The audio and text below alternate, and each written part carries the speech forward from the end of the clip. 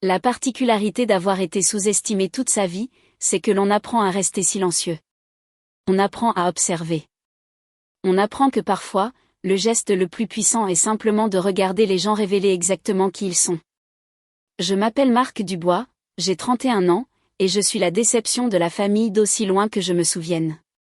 Tandis que ma sœur, Sophie, grimpait les échelons de sa start-up technologique, accumulant les promotions et affichant son mode de vie de cadre sur les réseaux sociaux, je me débattais soi-disant dans divers postes de débutants dans la fonction publique que ma famille comprenait à peine et ne respectait certainement pas. Toujours à classer des papiers dans ce bureau ennuyeux, demandait papa lors des réunions de famille, cachant à peine sa déception.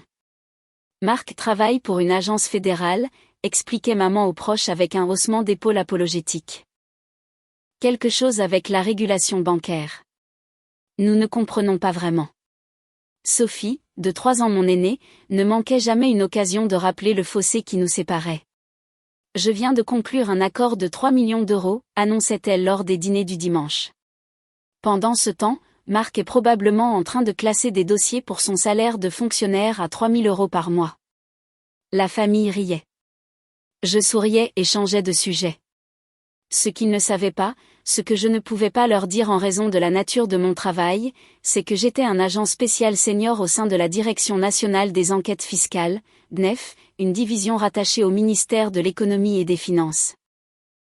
Mon ennuyeux travail de fonctionnaire impliquait d'enquêter sur des fraudes financières complexes, des opérations de blanchiment d'argent et des réseaux d'usurpation d'identité brassant des centaines de millions d'euros. Mon habilitation de sécurité était plus élevée que la plupart des gens ne savaient qu'elle existait. Mes affaires avaient démantelé des organisations criminelles internationales. Mon témoignage avait envoyé des dizaines d'escrocs en prison. Mais je conduisais une modeste Peugeot, vivais dans un petit appartement à Montreuil et portais des costumes de chez Célio. Le travail exigeait de la discrétion. Une richesse trop visible attirait l'attention, et l'attention compromettait les enquêtes. Alors, je laissais ma famille penser que j'étais Marc, l'ennuyeux, l'infructueux, incapable de rivaliser avec la brillante Sophie. C'était gérable jusqu'à il y a environ 6 mois, quand le comportement de Sophie a commencé à changer. Elle avait toujours été compétitive, mais il y avait une nouvelle acuité dans sa cruauté. Une urgence. « Maman, ne prête pas d'argent à Marc », avait-elle averti bruyamment lors du dîner de Pâques. « Il est nul en finance. » Il l'a toujours été. Tu te souviens quand tu n'as même pas pu obtenir cette carte de crédit? Elle avait ri à la fête d'anniversaire de mon neveu. Certains d'entre nous sont juste meilleurs avec l'argent. J'avais remarqué d'autres choses aussi. Sophie avait acheté un nouveau SUV de luxe. Des sacs à main de créateurs apparaissaient régulièrement sur son Instagram. Elle avait mentionné vouloir étendre son portefeuille d'investissement et diversifier ses actifs. Pour quelqu'un qui se plaignait de ses prêts étudiants il y a 1 an à peine, elle semblait avoir trouvé une importante source de revenus. Mais j'étais plongé dans une enquête majeure, une escroquerie pyramidale en crypto-monnaie affectant des milliers de victimes, et je n'avais pas la capacité mentale d'analyser les finances de ma sœur. J'avais supposé qu'elle avait obtenu une promotion ou une prime. J'aurais dû être plus attentif. Le message arriva un mardi après-midi alors que j'étais en réunion d'information sur un réseau d'usurpation d'identité multirégionale que nous suivions depuis 8 mois. Maman, dîner de famille ce dimanche. Ton père a une annonce. Sois là. J'ai failli annuler. Les dimanches étaient mon seul jour de repos, et les passer à endurer les commentaires de Sophie sur ma carrière ratée n'étaient pas vraiment relaxants. Mais les annonces de papa étaient généralement importantes. Retraite, mise à jour sur la santé, décision familiale majeure. J'ai répondu, je serai là. Le dîner du dimanche chez mes parents à Neuilly-sur-Seine était la même production élaborée qu'il avait toujours été. La table de la salle à manger de maman pouvait accueillir 12 personnes, et elle en utilisait chaque centimètre. La bonne porcelaine, les verres en cristal, les serviettes en lin nécessitant un lavage spécial. Sophie arriva dans son nouveau SUV Mercedes, un GLE 450, noté jeu, environ 75 000 euros, vêtu de ce qui ressemblait à un manteau Burberry. Elle embrassa maman d'un baiser aérien et commença immédiatement à parler de sa dernière victoire professionnelle. Le conseil a approuvé ma proposition, annonça-t-elle en se servant du vin. Je gère pratiquement toutes les opérations nationales maintenant. C'est merveilleux, ma chérie, s'exclama maman, radieuse. Marc, tu as entendu? Ta sœur gère toutes les opérations nationales. Félicitations, dis-je, prenant ma place habituelle au bout de la table. Papa s'éclaircit la gorge. Avant de manger, je veux partager une nouvelle. Ta mère et moi avons décidé de mettre à jour notre planification successorale. Les yeux de Sophie s'aiguisèrent d'intérêt. Nous vieillissons, continua papa. Et nous voulons nous assurer que tout est correctement organisé. Nous avons travaillé avec notre notaire pour restructurer nos actifs, mettre en place des fiducies, nous assurer que tout est équitable. L'équité est importante, dit rapidement Sophie. Bien que les contributions devraient évidemment être prises en compte. Certains d'entre nous ont eu plus de succès que d'autres. Le commentaire resta en suspens. Je ne dis rien. Nous partageons tout également, dit maman fermement. Mais il y a des considérations financières que nous devons discuter. Les dépenses médicales, l'assurance dépendance, ce genre de choses. Le dîner se déroula avec sa dynamique habituelle. Sophie domina la conversation avec des histoires sur son entreprise, ses affaires, ses décisions de direction. Mon oncle posait des questions polies. Ma tante faisait des bruits impressionnés. Je mangeais tranquillement, répondais quand on me parlait, et pensais à l'affaire de crypto-monnaie. Nous étions près de procéder à des arrestations. Puis, alors que maman servait le dessert, le téléphone de Sophie vibra. Elle y jeta un coup d'œil, sourit et me regarda directement. En fait, dit-elle, la voix pleine de satisfaction. En parlant de succès financier et de responsabilité, j'ai quelque chose à partager. La table devint silencieuse. Marc, continua-t-elle. Je tiens à te remercier d'être une telle inspiration. Je levai les yeux. Son sourire était prédateur. Tu m'as inspiré à prendre le contrôle de mes finances, à faire des mouvements audacieux, à ne laisser rien me retenir. Elle marqua une pause dramatique. Alors, j'ai utilisé ton identité pour obtenir un prêt personnel de 85 000 €. L'approbation est arrivée le mois dernier. Les mots ne s'enregistrèrent pas immédiatement. Je la regardai. Quoi, dis-je doucement. Un prêt de 85 000 €, répéta-t-elle, s'amusant clairement. À ton nom. Ton crédit était en fait meilleur que ce que j'espérais. Toutes ces années passées à vivre comme un fonctionnaire ennuyeux ont porté leurs fruits. La banque l'a approuvé immédiatement. Sophie, dit papa lentement. De quoi parles-tu? Oh, ne t'inquiète pas, fit-elle d'un geste dédaigneux. Je fais les paiements. Enfin, la plupart d'entre eux. Marc ne remarquera même pas. Ce n'est pas comme s'il vérifiait ses relevés de crédit. Elle rit. Il ne sait probablement même pas comment faire. Ma tante halta. Mon oncle semblait confus. Tu as commis une usurpation d'identité, dis-je, ma voix parfaitement calme. Tu as obtenu frauduleusement un prêt en utilisant mes informations personnelles. Usurpation d'identité. Sophie rit plus fort. Ce n'est pas du vol quand c'est la famille. J'avais besoin de capitaux pour une opportunité d'investissement et ton crédit était juste là, inutilisé. En fait, je te rends service. Je construis ton historique de crédit. C'est illégal, dis-je. Qu'est-ce que tu vas faire? Elle se pencha en arrière sur sa chaise, extrêmement confiante. Dénoncer ta propre sœur? Me traîner en justice? Tu n'as même pas les moyens de te payer un avocat avec ton salaire de fonctionnaire. Maman rit nerveusement. Marc ne peut pas se permettre des frais de justice. Sophie, ma chérie, peut-être aurais-tu dû demander d'abord, interrompit Sophie. Pourquoi? Il aurait dit non et l'opportunité aurait été perdue. C'est ce que font les gens qui réussissent, Marc. Nous faisons des mouvements audacieux. Nous n'attendons pas la permission. Tu as falsifié ma signature, dis-je, toujours calme. Tu as falsifié des documents de prêt. Tu as commis une fraude bancaire fédérale. Fraude bancaire fédérale, se moqua Sophie. Écoute-toi avec tes grands mots de fonctionnaire. C'est une affaire de famille. Et franchement, je contribue plus au succès de cette famille que tu ne l'as jamais fait. Considérez ça comme un prêt familial que j'ai pris l'initiative d'organiser. Sans son consentement, dit doucement mon oncle. Sophie, c'est malin. Elle le coupa. C'est ingénieux. C'est ce que font les gagnants. Elle me regarda. Qu'est-ce que tu vas faire, Marc? Pleurer auprès de papa et maman? Ils ne peuvent pas t'aider. Déposer une plainte? Tu devrais prouver que je l'ai fait, et j'ai été très prudente. Elle sortit son téléphone et montra à la table une capture d'écran. Regardez, le prêt est au nom de Marc, mais les fonds sont allés sur mon compte d'investissement, entièrement traçable à des fins commerciales légitimes. J'ai même des documents montrant que Marc a accepté de co-signer. Elle sourit. Des documents avec une signature qui correspond parfaitement à la sienne. Tu as falsifié des documents officiels, dis-je doucement. J'ai créé une opportunité, corrigea-t-elle. Quelque chose que tu n'as jamais compris.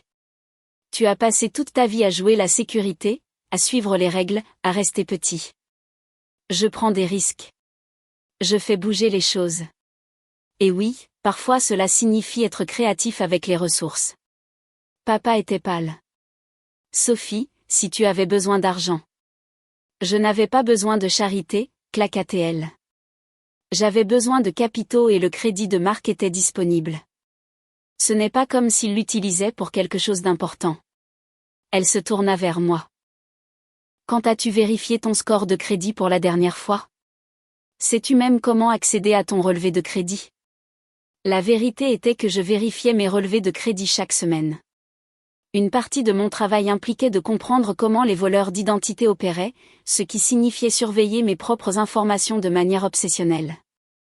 J'avais vu l'enquête de la banque de Sophie il y a 3 semaines. J'avais vu l'approbation du prêt. J'avais regardé toute la fraude se dérouler en temps réel. Et j'avais monté un dossier. Que peux-tu y faire, insista Sophie. Sérieusement, Marc, tu n'as pas les moyens d'un avocat. Tu ne peux rien prouver. Et même si tu pouvais, vas-tu vraiment envoyer ta propre sœur devant les tribunaux pour un prêt qu'elle rembourse? Une partie des paiements, corrigeai-je doucement. Elle cligna des yeux. Quoi? Tu as dit que tu fais la plupart des paiements, ce qui signifie que tu en as déjà manqué. La banque a envoyé 3 avis de retard de paiement à mon adresse. Je les ai tous. Sa confiance vacilla. Tu bluffes. Le premier paiement manqué remonte à 6 semaines. Le second, à 3 semaines. Le troisième est arrivé hier. Je gardai ma voix neutre. Chaque paiement manqué endommage ma cote de crédit. Chacun crée une trace écrite de fraude. Ce n'est pas de la fraude, insista-t-elle, mais l'incertitude se glissa dans sa voix. Que puis-je y faire? Je répétai sa question. C'est une formulation intéressante. Je sortis mon téléphone. La table observa pendant que je tapais un bref message. Lancer une enquête pour fraude. Cible confirmée. Lieu, 4821 allée du Ruisseau, Neuilly-sur-Seine. Plusieurs témoins présents. Le sujet a avoué une fraude bancaire fédérale, une usurpation d'identité et une falsification de documents. J'appuyai sur envoyer. À qui envoies-tu un message? Demanda Sophie. Mon équipe, dis-je simplement. Ton équipe, rit-elle, mais ça sonnait forcé. Tes collègues de bureau ennuyeux. Qu'est-ce qu'ils vont faire? Déposer une plainte? Pas exactement, dis-je. Mon téléphone vibra. Réponse de la directrice adjointe, Madame Lambert. Unité dépêchée. Arrivée prévue dans 8 minutes. Autorisation d'enregistrement confirmée. Marc, dit maman nerveusement. Que se passe-t-il? Je dois vous lire vos droits, Sophie, dis-je calmement. Elle me regarda. Mes droits. Vous avez le droit de garder le silence, commençai-je. Arrête ça, claqua-t-elle. Ce n'est pas drôle. Tout ce que vous direz pourra être utilisé contre vous devant un tribunal. Marc, arrête de jouer. Vous avez le droit à un avocat. Si vous n'avez pas les moyens de vous en payer un avocat vous sera désigné d'office. Je n'ai pas besoin d'un foutu avocat. Hurla Sophie. Tu n'es pas un flic. Tu as raison, dis-je. Je ne suis pas un policier. Je glissai ma main dans ma veste et en sortis mes identifiants. Badge fédéral d'un côté, carte d'identité de l'autre. Je suis l'agent spécial senior Marc Dubois, de la Direction nationale des enquêtes fiscales, du ministère de l'économie et des finances. Je suis spécialisé dans la fraude bancaire, l'usurpation d'identité et les enquêtes sur les crimes financiers. La pièce devint complètement silencieuse. Le visage de Sophie se vida de ses couleurs. Ce n'est pas. Tu as un travail de bureau. J'enquête sur des fraudes financières complexes, continuai-je. Ma charge de travail actuelle comprend un réseau d'usurpation d'identité multirégionale, une escroquerie pyramidale en crypto-monnaie, et depuis 3 semaines, une affaire personnelle impliquant ma propre identité volée. Papa se leva lentement. Marc, tu es un agent fédéral ? Depuis 7 ans, confirmai-je. Je ne pouvais pas vous le dire en raison de la nature sensible de mes enquêtes. Ma position exige de la discrétion. Mais tu as dit que... Nous pensions, balbutia maman. Vous pensiez que j'étais un employé de bureau de bas niveau, terminai-je. Ce qui était plus sûr pour tout le monde. Une richesse trop visible attire l'attention. L'attention compromet les enquêtes. Alors, j'ai vécu modestement et je vous ai laissé croire que je n'avais pas réussi. Sophie tremblait. Tu ne peux pas m'arrêter. Je suis ta sœur. C'est précisément pourquoi je peux t'arrêter, dis-je. Tu as commis des crimes fédéraux. Tu as volé mon identité. Tu as frauduleusement obtenu un prêt auprès d'une institution bancaire assurée par l'État. Tu as falsifié des documents et tu as fait tout cela en sachant que je travaillais pour le gouvernement, ce qui ajoute des accusations supplémentaires. Je ne savais pas que tu étais. Tu savais que je travaillais pour une agence fédérale, l'interrompis-je. Tu as utilisé cette information pour supposer que j'étais impuissant. Tu t'es trompé. Dehors, j'entendis des véhicules approcher. Plusieurs véhicules. Marc, s'il te plaît, la voix de Sophie se brisa. Je te rembourserai. J'annulerai le prêt. On peut arranger ça. Tu as fait 3 retards de paiement, dis-je. La banque l'a déjà signalé aux agences de crédit. Le mal est fait. Et plus important encore, tu as commis des crimes fédéraux. Cela ne disparaît pas parce que nous sommes liés. Mais je suis ta sœur. Ce qui rend les choses pires, dis-je doucement. Tu as ciblé un agent fédéral. Tu as utilisé l'accès familial pour commettre une fraude. Ce sont des facteurs aggravants, pas des excuses. La sonnette retentit. Papa se dirigea vers la porte, hébété, et l'ouvrit. 6 agents du SRPJ se tenaient sur le perron, menés par la directrice adjointe Lambert elle-même. Elle avait la cinquantaine, le regard perçant, vêtue d'un coupe-vent avec « SRPJ » en grandes lettres jaunes. Agent Dubois, elle me salua d'un signe de tête. Sujet présent, assis à table, confirmai-je. Elle a été informée de ses droits. Elle a fait de multiples déclarations incriminantes devant témoins. Sophie se leva paniquée. C'est insensé. Marc, dis-leur que c'est une erreur. Sophie-Marie Dubois, dit formellement la directrice adjointe Lambert, vous êtes en état d'arrestation pour fraude bancaire fédérale, usurpation d'identité, falsification de documents et fraude par virement. Vous avez le droit de garder le silence. Je connais mes putains de droits, hurla Sophie. Marc, fais quelque chose. Je fais quelque chose, dis-je calmement. Je poursuis une affaire fédérale. 2 agents s'approchèrent pour me noter Sophie. Elle se débattit, hurlant à la loyauté familiale et à la trahison, et comment je gâchais sa vie. Agent Dubois, dit doucement Madame Lambert, nous aurons besoin des déclarations de toutes les personnes présentes. Votre famille a été témoin de l'aveu. Plusieurs aveux, confirmai-je. Elle a détaillé toute la fraude, a admis avoir falsifié des documents et a reconnu les paiements manqués. Maman pleurait. Papa semblait avoir vieilli de 10 ans en 10 minutes. Mon oncle prit la parole, sa voix ferme. J'ai tout entendu. Elle a avoué l'usurpation d'identité et la fraude. Elle s'en vantait. Pareil, ajouta ma tante. Elle semblait fière de ce qu'elle avait fait. Lambert hocha la tête. Nous aurons besoin de ces déclarations officielles. Et agent Dubois, compte tenu de la nature personnelle de cette affaire, vous devrez vous récuser de l'enquête. Compris, dis-je. J'ai tout documenté. Le dossier de l'affaire est prêt à être transféré. Sophie hurlait encore alors qu'il la menait dehors. Tu es censé me protéger. Tu es mon frère. Comment peux-tu faire ça à ta famille? Tu t'es fait ça à toi-même, dis-je doucement. J'ai juste documenté. Les véhicules du SRPJ s'éloignèrent. Sophie visible à l'arrière de l'un d'eux, criant toujours. Les voisins étaient sortis. Quelqu'un filmait. À l'intérieur, mes parents étaient assis dans un silence stupéfait. Marc, dit finalement maman. Depuis combien de temps es-tu agent fédéral? 7 ans, répétai-je. Depuis que j'ai 24 ans. J'ai été recruté pendant mes études par le ministère des Finances. Il voulait quelqu'un avec mon expérience en analyse financière et mes compétences linguistiques. Compétences linguistiques, demanda papa faiblement. Je parle couramment le mandarin, le japonais et le coréen, dis-je. Utile pour les crimes financiers internationaux. Vous saviez que j'étudiais les langues. Vous ne saviez juste pas pourquoi. Nous pensions que c'était un hobby, murmura maman. C'était un entraînement, corrigeai-je, pour des enquêtes complexes impliquant des réseaux de fraude internationaux.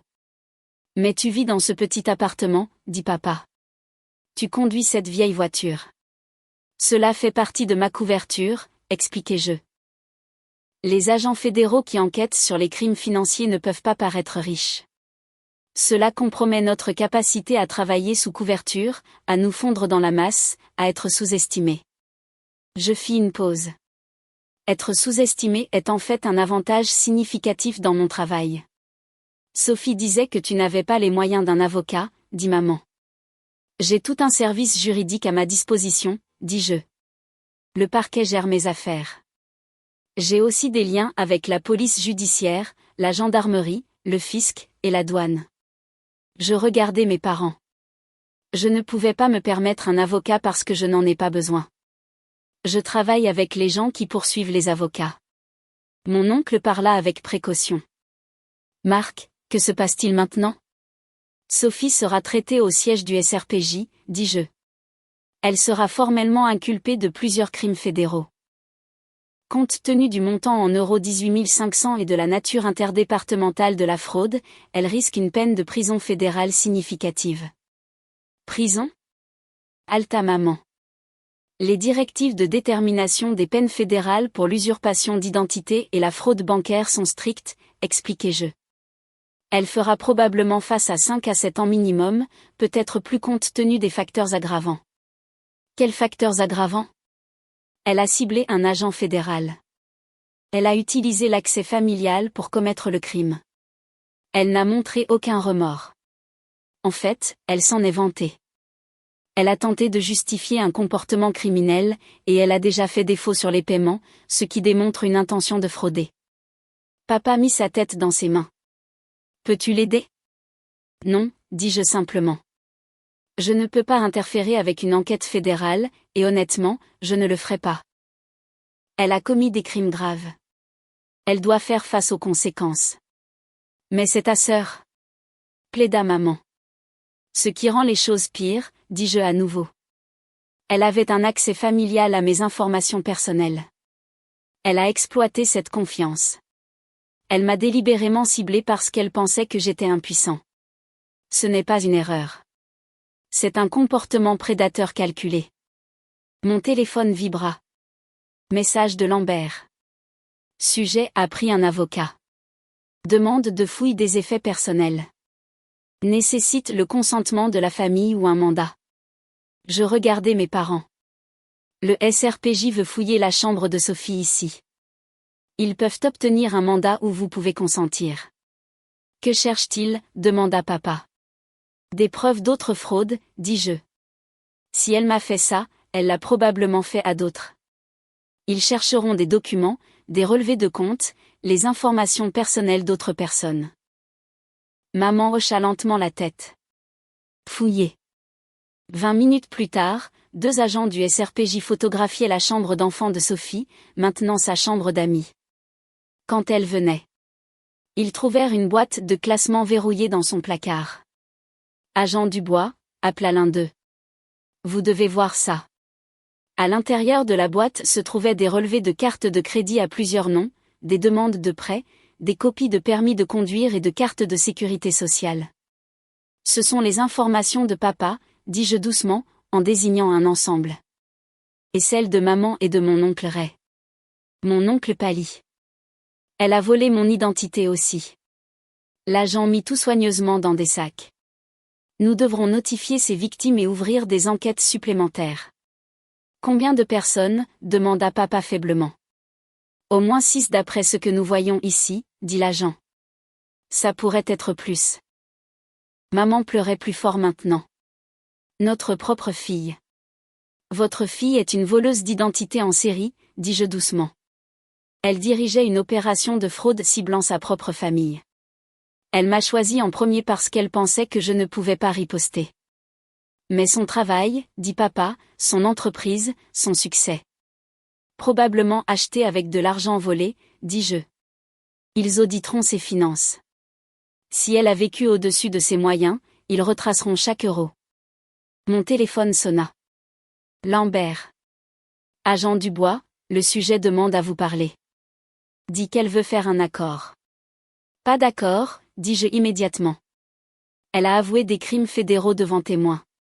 Elle n'a montré aucun remords. Elle a ciblé un agent fédéral et plusieurs membres de sa famille. Il n'y a rien à négocier. Compris. Son avocat fait pression, mais nous avons des preuves solides. Les documents de prêt à eux seuls prouvent la falsification. Combiné à sa confession enregistrée et aux preuves de sa résidence, c'est béton. Calendrier pour les accusations ? Le parquet veut aller vite. Mise en accusation formelle d'ici mercredi. Comparution d'ici vendredi. Compte tenu des preuves, il n'offre pas de libération sous caution. C'est une fraudeuse en série avec accès à des connaissances financières sophistiquées. Risque de fuite. Je raccrochai et regardai mes parents. Sophie sera formellement inculpée mercredi. Le parquet gère la poursuite.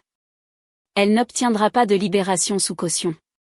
Elle restera en prison jusqu'à son procès. En prison ? Murmura maman.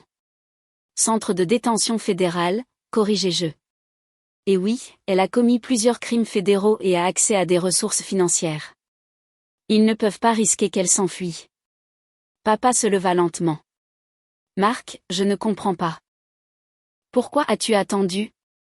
Tu as dit que tu savais il y a 3 semaines. Pourquoi ne l'as-tu pas arrêté immédiatement ? J'avais besoin de preuves, dis-je. Les affaires d'usurpation d'identité nécessitent une preuve d'intention. Je devais démontrer qu'elle avait sciemment commis la fraude, qu'elle comprenait que c'était illégal et qu'elle prévoyait de continuer le crime. Tu enquêtais sur ta propre sœur, dit-il. Je faisais mon travail, corrigeai-je. Quand j'ai vu la demande de prêt, j'ai ouvert un dossier. J'ai tout documenté. J'ai attendu qu'elle agisse, qu'elle manque des paiements, qu'elle fasse des déclarations incriminantes, pour démontrer une intention criminelle. Tu l'as laissé continuer à voler, dit doucement oncle Ray. Je l'ai laissé finir de construire son propre dossier, dis-je. Chaque paiement manqué, chaque document falsifié, chaque euro dépensé s'ajoutait aux accusations. Si je l'avais arrêtée immédiatement, elle aurait pu prétendre que c'était une erreur, un malentendu. En attendant, je l'ai laissé prouver que c'était une fraude délibérée et continue. C'est froid, dit ma tante. C'est la poursuite, répondis-je. Les émotions ne condamnent pas les criminels. Les preuves le font. Mon téléphone vibra avec un autre message. Celui-ci de l'équipe de comptabilité forensique. L'audit initial montre 340 000 € de prêts frauduleux et de cartes de crédit sur 6 victimes. Revenu légitime du sujet, 95 000 € par an. Dépenses de style de vie, 180 000 € et plus. Écart entièrement financé par la fraude. Je montrai le message à mes parents. Elle vivait un mensonge complet, dit maman doucement. La voiture de luxe, les vêtements de créateur, les dîners coûteux, tout volé, tout emprunté contre l'identité d'autres personnes. Je confirmai qu'elle avait construit tout un mode de vie sur la fraude. Combien de temps? Demanda papa. Nous en saurons plus après l'enquête complète, mais probablement 2 à 3 ans, dis-je. C'est à ce moment-là que ses habitudes de dépenses ont changé radicalement. Et nous n'avons jamais remarqué, dit maman. Elle était prudente, dis-je. Elle ciblait les membres de la famille qui, selon elle, ne vérifieraient pas régulièrement leur relevé de crédit. Elle maintenait les montants des prêts en dessous des seuils qui déclencheraient des enquêtes automatiques. Elle effectuait suffisamment de paiements pour éviter un défaut immédiat. C'était une fraude sophistiquée, mais elle s'est fait prendre, dit oncle Ray. Parce qu'elle est devenue avide, dis-je, et parce qu'elle a ciblé quelqu'un qui comprenait réellement les crimes financiers. Je regardais mes parents. Je suis désolée que cela soit arrivé. Je suis désolée que votre fille aille en prison fédérale, mais elle a fait des choix. Elle a commis des crimes. Elle a blessé des gens. Des gens? Demanda papa.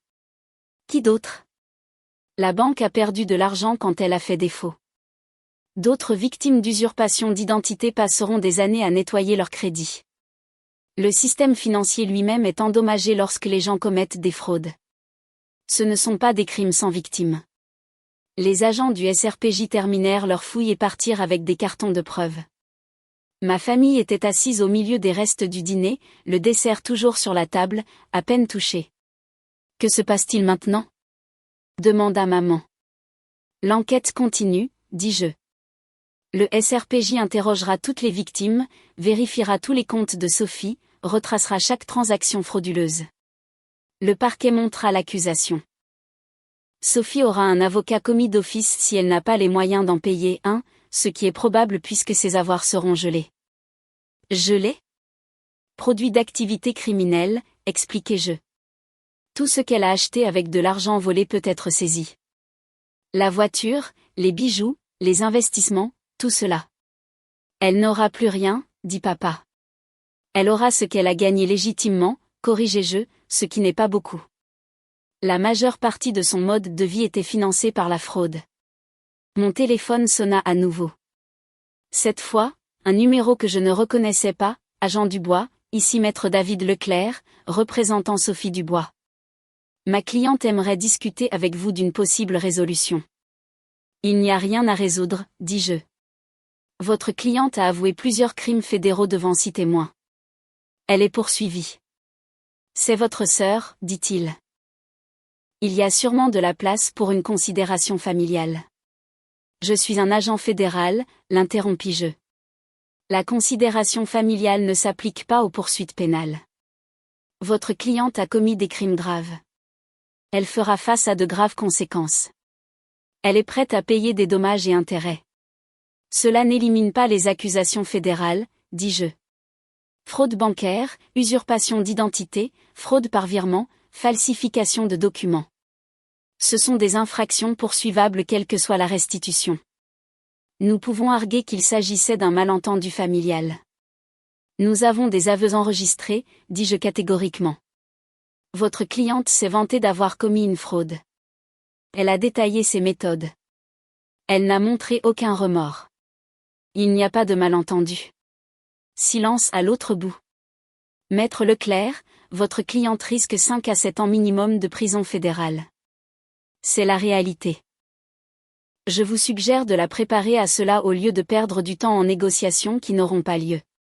Je raccrochai. Papa me fixait. Tu ne vas vraiment pas l'aider? Je ne compromettrai vraiment pas une enquête fédérale, dis-je. Voudriez-vous que je le fassiez? Voudriez-vous que des agents fédéraux ignorent des crimes parce qu'ils connaissent le criminel? Il ne répondit pas. Sophie a fait des choix, continuai-je. Elle a choisi de voler des identités. Elle a choisi de falsifier des documents. Elle a choisi de commettre une fraude. Elle a choisi de cibler sa propre famille parce qu'elle pensait que nous étions en sécurité. Des proies faciles. Je fis une pause. Elle s'est trompée. Elle va en prison, dit maman comme si la réalité commençait enfin à s'imposer. Oui, confirmai-je. À cause de toi, à cause de ces crimes, corrigeai-je fermement. J'ai documenté les preuves. J'ai suivi le protocole. J'ai protégé d'autres victimes potentielles. Sophie va en prison parce qu'elle a commis des crimes fédéraux, pas parce que je les ai signalés. Mon oncle s'éclaircit la gorge. Marc, je dois vérifier mes relevés de crédit. Si elle a volé mes informations. Elle l'a fait, dis-je. Le SRPJ a trouvé des demandes à votre nom. Vous devrez déposer des rapports auprès des agences de crédit, placer des alertes de fraude, éventuellement geler votre crédit. Le coordinateur d'aide aux victimes du SRPJ vous aidera tout au long du processus. Et tes parents, demanda doucement ma tante. Pareil, dis-je. Tous ceux qu'elle a ciblés devront prendre des mesures de protection. Papa semblait brisé. Notre fille a détruit notre famille. Votre fille est une criminelle, dis-je non sans gentillesse. C'est différent de qui vous pensiez qu'elle était, mais c'est qui elle a choisi d'être. La soirée se termina avec des cartes de visite du SRPJ, des numéros d'urgence d'aide aux victimes et le sentiment de vide d'une famille fracturée au-delà de toute réparation. Alors que je rentrais chez moi dans mon modeste appartement, mon téléphone vibra avec des mises à jour. Les accusations formelles de Sophie, l'inventaire des preuves, l'évaluation initiale du procureur. C'était un dossier solide, béton. Elle avait construit sa propre prison avec chaque transaction frauduleuse. 3 jours plus tard, Sophie Dubois fut formellement inculpée de 14 chefs d'accusation de fraude fédérale, d'usurpation d'identité et de crimes connexes. Le parquet demanda l'absence de libération sous caution, la citant comme une criminelle financière sophistiquée ayant les moyens et le motif de fuir. Le juge accepta. Sophie resterait en détention fédérale jusqu'à son procès. Le procès dura 2 semaines. Les preuves étaient accablantes. Les propres aveux de Sophie, enregistrés sur mon téléphone avec l'autorisation appropriée. Les documents falsifiés, les identités volées, les habitudes de dépenses qui prouvaient une fraude délibérée et continue. Elle fut reconnue coupable de toutes les accusations. La sentence fut prononcée 3 mois plus tard. Sophie-Marie Dubois, dit le juge, le regard sévère. Vous avez été reconnue coupable de crimes fédéraux graves. Vous avez ciblé les membres de votre propre famille, des personnes qui vous faisaient confiance, et avez exploité cette confiance à des fins financières. Vous n'avez montré aucun remords. En fait, vous vous êtes vanté de vos crimes. Vous avez cru que vous étiez au-dessus des conséquences. Sophie se tenait debout, vêtue d'une combinaison orange, sa coupe de cheveux chers avait repoussé et était négligée. Vous vous êtes trompé, continua le juge. Ce tribunal vous condamne à 8 ans de prison fédérale, suivi de 5 ans de liberté surveillée. Vous devrez également payer des dommages et intérêts totalisant 340 000 € à vos victimes, et tous les actifs achetés avec des fonds frauduleux seront saisis et liquidés. Maman sanglotait dans la salle. Papa était assis, le visage impassible. J'étais assis au fond, observant la justice se dérouler exactement comme elle le devait. 8 ans. Sophie aurait 39 ans à sa libération. Sa carrière détruite, sa réputation ruinée, sa liberté envolée. Tout cela parce qu'elle pensait que son frère ennuyeux et infructueux ne pouvait pas riposter. En quittant le tribunal, mon téléphone vibra. Message de la directrice adjointe Lambert. Excellent travail sur l'affaire Dubois. Votre documentation était impeccable.